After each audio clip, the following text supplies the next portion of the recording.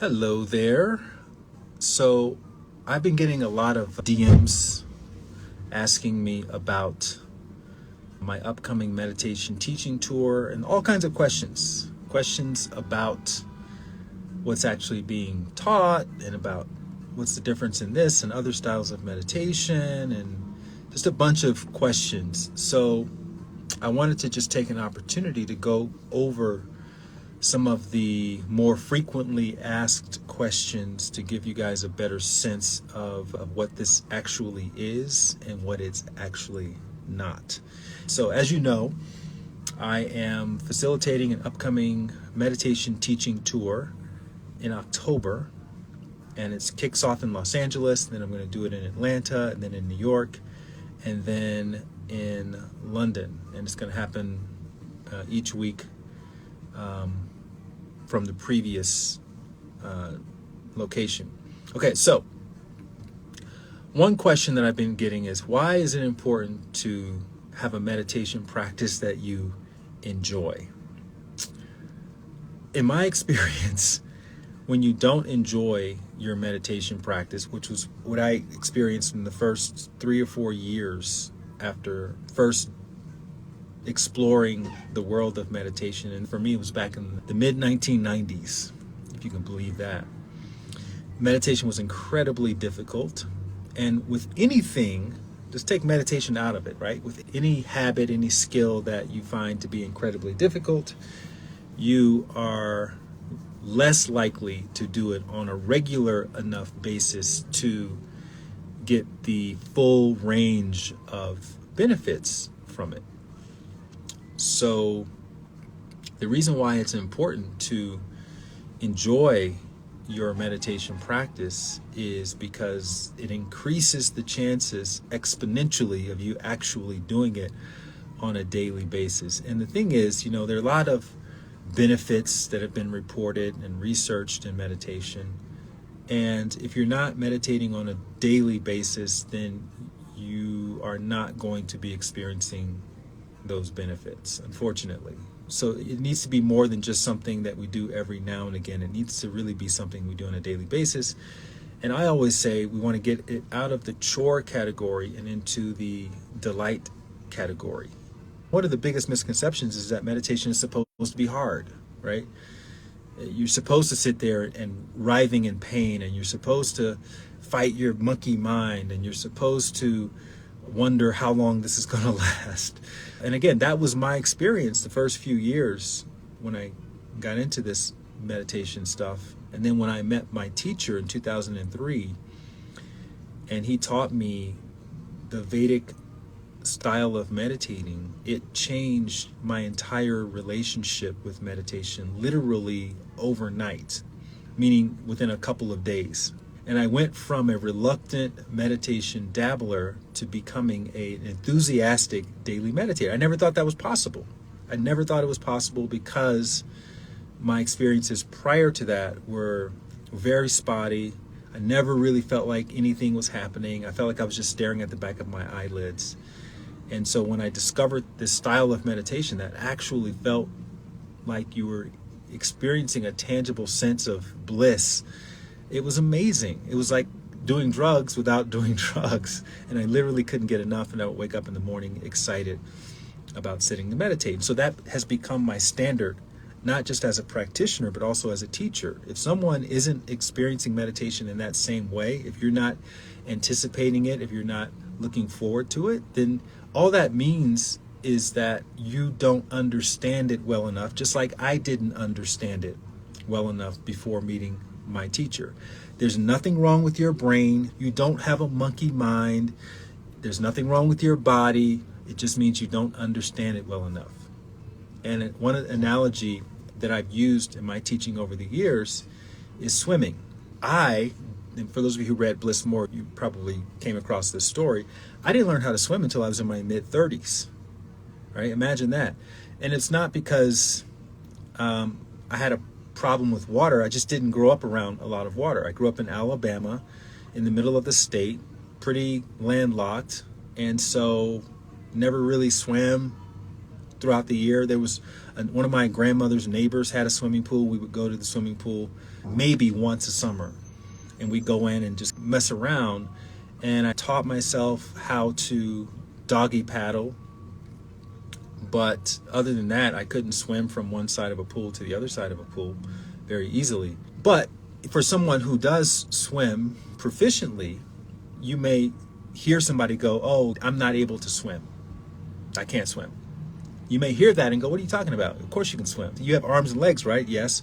You just need to understand how to move them in concert with the water. And if you move them in concert with the water, meaning you're not fighting the water, then actually you can have a pretty enjoyable experience in the water. If you don't know how to operate in concert with the water, then your swimming experience is going to be nightmarish. So that's how a lot of people experience meditation. They have this kind of nightmarish monkey mind, feeling like they're getting attacked, or the volume on their brain is getting turned up or something like that. And it's because they haven't learned how to meditate in concert with their mind. Once you learn this mechanics, it actually is quite enjoyable. And again, this was my experience. So that's one of the things that I'm very, very grateful for my teacher for showing me how to do, because it changed everything. The quality of my meditation literally it was exponentially greater after studying with someone. And I just didn't understand or appreciate the value of having that kind of experience. Okay, so another question. How does the training exactly work? How does this Vedic meditation training work? Okay, so it's broken down into 4 sessions. Let me start by saying this. You don't need to know anything before the training. You don't need to have read any books. You don't need to have any prior knowledge. In fact, the less you know about meditation, the better, from a teacher standpoint. So a lot of people think, "Oh, I don't, I've never been to a yoga class, so I'm not going to be that great at." No, you don't. That's actually a better position to be in if you've never had any exposure, because that means you don't have any bad habits. And inevitably, everyone that I've taught, the thousands and thousands of people that I've worked with over the last 15 years, no one has known exactly what I was going to teach them prior to coming to take the training. And the people who did think they knew, we had to spend time to deconstruct their bad habits in order to build up the good habits. So the people who don't know anything about anything oftentimes accelerate a lot faster than the people who think they understand what I'm going to be teaching them, or how meditation is supposed to work, or what have you. Okay? So session 1, you witness a ceremony, which is basically me singing a puja song in Sanskrit. It's an initiation ceremony, which just means that you're starting this technique. It's something that's been happening in India for thousands of years. It's secular, it's not religious, and it's very beautiful and it's colorful. And then after that, I take you into a private area and I whisper a personalized mantra into your ear. And then you're instructed not to write it down, but just to experience it in your awareness while you're meditating. And then I start to show you how to use it during meditation. Just enough to give you an opportunity to go off and use it on your own in meditation once or twice. Okay, so that usually gets people's attention, because a lot of people may have heard of the word mantra before, but you've never quite used the mantra in this way. And this is why going out and finding a mantra to use online somewhere, it never really works, because it's not about having a mantra, right? It doesn't matter if you have a mantra. Having a mantra is kind of like having a key to a car, okay? And some cars are automatic, some cars are manual. So let's say the car was manual, but you don't know how to drive a stick shift car. You can have the key and you can be in a car and you can be somewhat familiar with cars, but if you don't know how to operate a manual shift car, then it's going to feel very clunky. The experience is going to be very clunky. And so using one of these mantras in this way is kind of the same thing. Like, you have to learn how to use it properly in order to unlock the effects of the mantra. And that's basically what we spend the rest of the time doing. So when you come back to session number 2, first thing we do is we talk about your your solo meditation experiences, because ultimately you're going to have to be doing this on your own, okay? And that's what makes you self-sufficient as a meditator. When you talk about your experiences, I'm able to help you troubleshoot, okay, this is what you did great, and this is what you need to do better in order to become more effortless in your approach with meditation. And then we talk about the nature of the mind, which very, very few people even understand. A lot of people who call themselves meditation teachers are actually meditation guides or meditation coaches, which means they have you sit with them and then they start guiding you through an experience. Close your eyes. Okay, now imagine white light enveloping your body. Now you're walking through a field of flowers. Now you see a waterfall. Go through the waterfall. Let the water wash your stresses away. That's one way to meditate. That's what's called guided meditation. That's not what I'm doing. I am instructing you in a silent meditation technique, which doesn't mean that there's silence around you. It means no one's talking to you and prompting you to imagine this, visualize that, witness this, let go of that while you're meditating. Because that approach, while it can be somewhat relaxing, it actually keeps your mind rather active because you're always having to do something. And the place where you want to go in meditation is beyond that. You want to go beyond the activity into a state of non-activity. So you want to do less, you want to do least, and ultimately you want to do nothing. And in order to do nothing, you have to understand more about the nature of how the mind operates. And then once you understand that, and this is what's happening in session number 2, how the mind operates, then you can know how to use the mantra while you're meditating in a way that actually exploits the natural tendencies of the mind. And that's how you achieve that settled mind experience, okay? And it's a really beautiful thing. It's almost like an art. It's like watching a ballet or something. The way they move, it's very beautiful, it's artistic, it's flowy. And the same thing happens with meditation. You are learning the art of meditating. The science of meditation is a whole other thing. Yes, your brain does this, your breath does that, but then the art of it is its own unique thing. And this is not something you stumble upon from a YouTube video or from even reading my book, Bliss More, where I talk about a bit of a watered down approach to this, but we go into very comprehensive instruction on the training.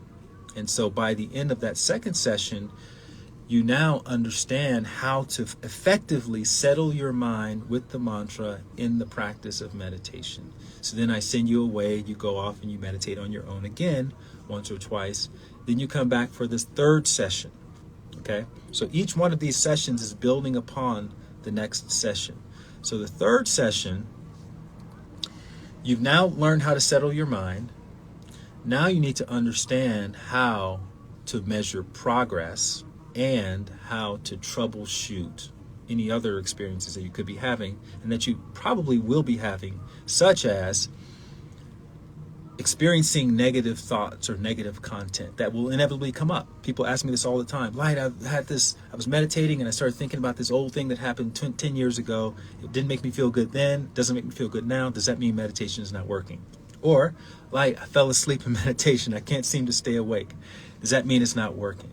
Or, Light, I'm very itchy in meditation, or I feel like my body's heating up in meditation, or I'm very antsy in meditation, right? These are all very common symptoms of your meditation having the effect that it's supposed to have. And the more you understand why each one of those things are happening, the more relaxed you will be in the practice. And get this, the more relaxed you are, the better it works, the more settled your mind becomes.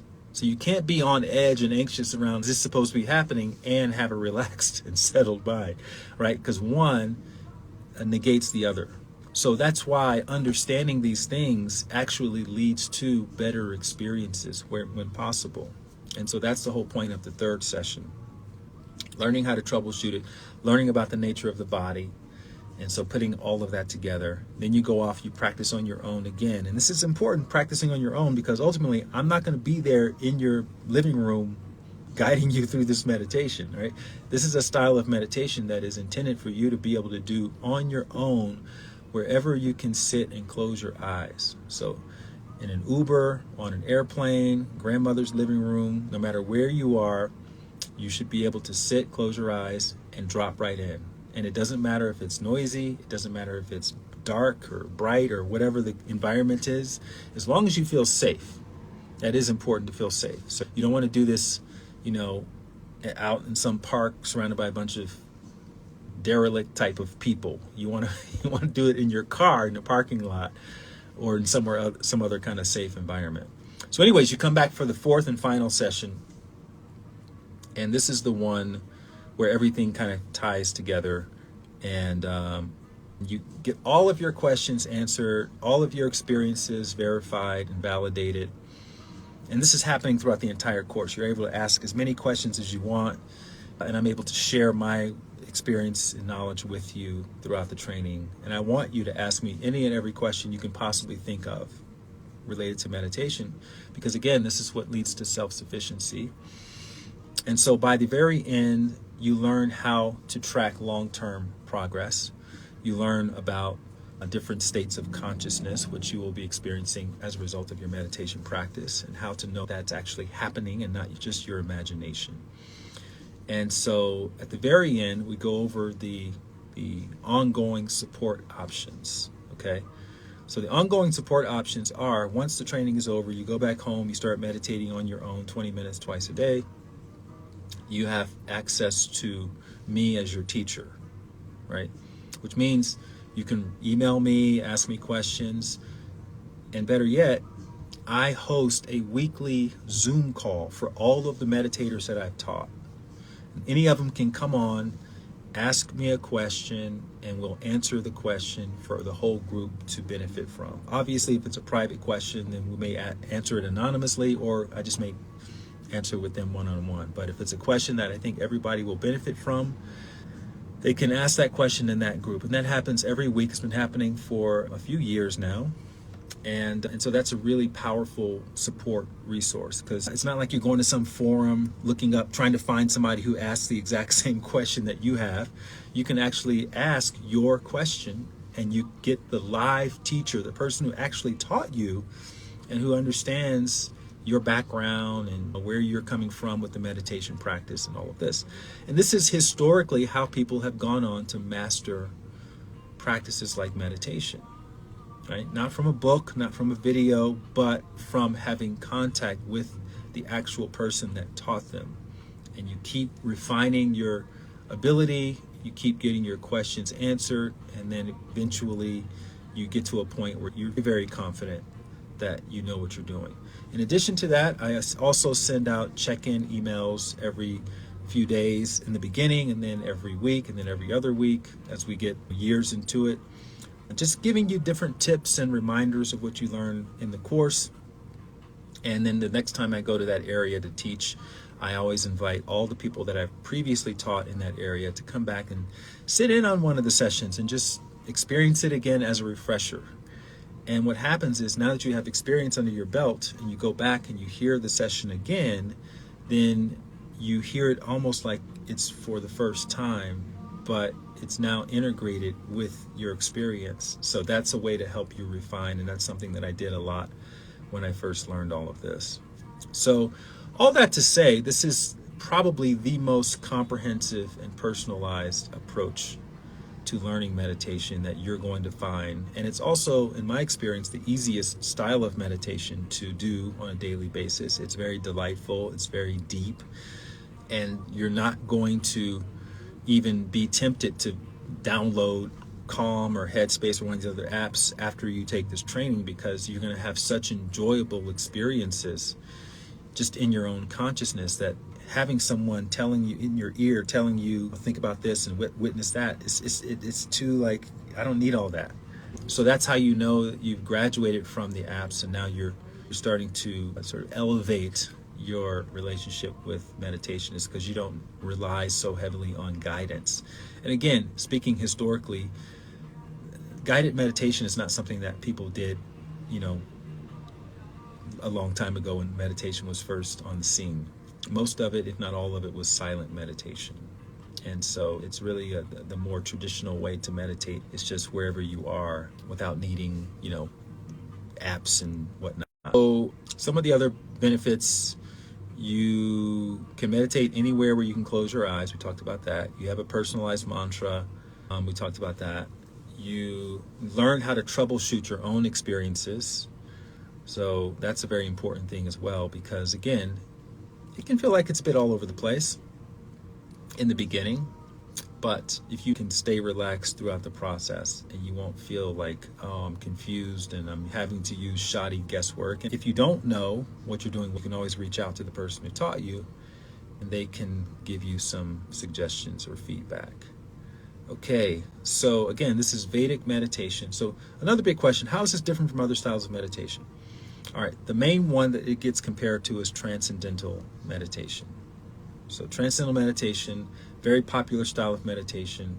So long story short, my teacher, who is a Vedic meditation teacher, actually was a transcendental meditation teacher for, I think, 30 years or something like that. So he basically, when he left the TM organization, they said, look, you can leave. We can't force you to stay here, but you can't call what you teach transcendental meditation. So my teacher said, okay, well, transcendental meditation is really a branded form of Vedic meditation. So I'll just call it the generic term, what it is. It's kind of like rollerblades is a generic form of inline skates. So Vedic meditation is sort of the generic version of the same style of meditation that transcendental meditation is. And that's why I get a lot of transcendental meditators coming and taking my training. And they say to me often, this is actually just like the TM training, except it's better. I won't get into why it's better than that, but it's essentially kind of the same thing. Well, what about Vipassana? Okay, so Vipassana is a different style of meditation altogether. Now, full disclosure, I've never gone to one of those 10-day long Vipassana silent retreats. But from what I've experienced as a teacher, because I teach a lot of people who've been to the Vipassana trainings, it's basically the Vipassana approach. It's more of a monastic style of meditating. And what I mean by that, and this is very easy for you to verify on your own, okay? How do you know if a style is monastic? Go to the place where that style is being taught, okay? Look at the people who are teaching it. Look at the people who are excelling at it at the highest levels. Not the people who are just starting out, but the people at the highest levels of it. If the people who are experiencing that technique at the highest levels are wearing robes and they have shaved heads and they're celibates, that's a monastic tradition, okay? Which means if you want to excel at that style of meditation, do it every day and whatnot, get the expanded consciousness, whatnot, and reach the highest levels of that style, then that means that you're at some point, you're going to be at a crossroads where you're going to be tempted to give up your current lifestyle and start living a more of a monastic lifestyle in order to keep excelling at that style of meditation. Now, is that good or bad? Neither. It's not good, it's not bad. It's a matter of personal preference. But that's one of the reasons why experienced styles of meditation like Vipassana, which is kind of like a marathon version, like I'm going to run a marathon. It's like a marathon version of meditation, right? It's very challenging, but once you get past the wall that you're going to be hit maybe on day 4 or 5, then you're always glad that you stuck it out until the end. But the going home program with it is 2 hours a day, 1 hour in the morning, 1 hour in the evening. Now, what you're going to find is that 2 hours is very difficult to sustain for a long period of time without adopting more of a monastic tradition, which means you stop going out, you stop socializing, everything gets in orbit around that 1 hour in the morning and that 1 hour in the evening. Again, it's not good or bad, it's just a matter of preference. What kind of lifestyle do you want to adopt?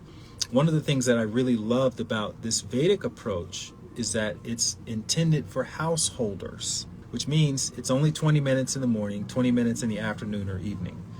Everybody has 20 minutes. Meditating longer than that, longer than 30, 40, 50 minutes, starts to create a strain on the schedule. And if you have kids, if you have lots of demands, it's not impossible, but it's not surprising that a lot of people find it difficult. So just keep that in mind.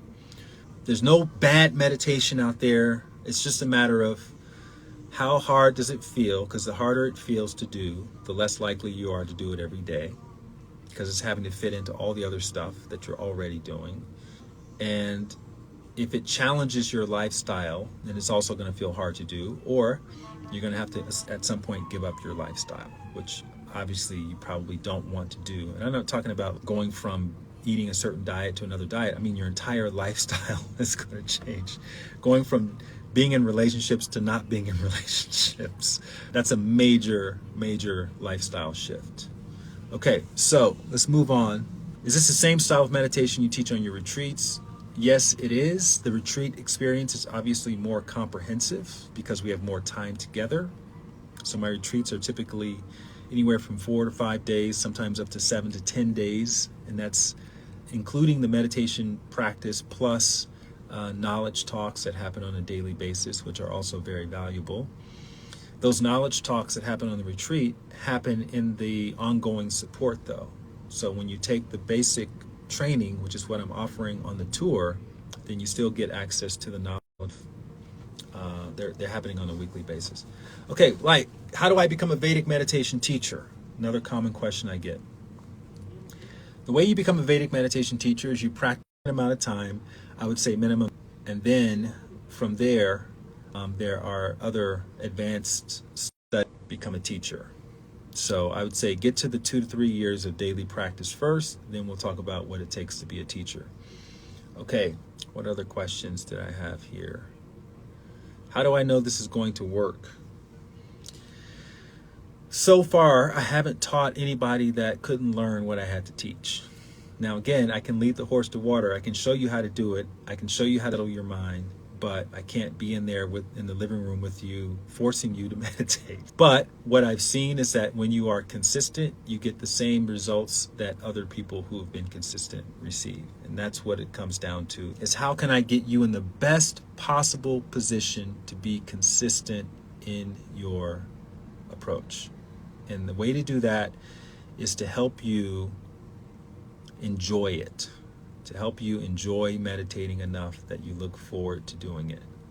Are there any hidden costs with your training?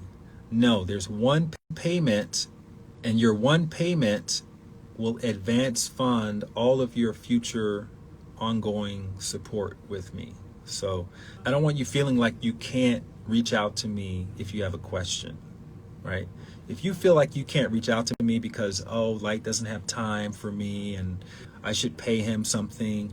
If you have that conversation going on in your head, you're not going to reach out, which means you're going to have to use shoddy guesswork, which means your meditation quality is going to suffer. So I want you to pay a meaningful amount, and that's why we charge what we charge, so that you feel entitled enough to reach out for support. And because I feel like I'm getting everything that I need to make the time for you, it turns into this really beautiful exchange. And that's historically the way that people have become masters at the meditation.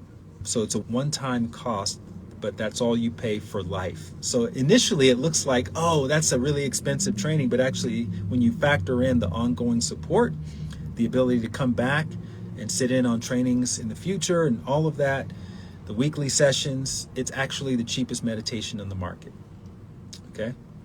All right, so those are the major questions, and the spaces are filling up. It's super exciting. I really can't wait to meet you all in person in LA and Atlanta, New York, and London.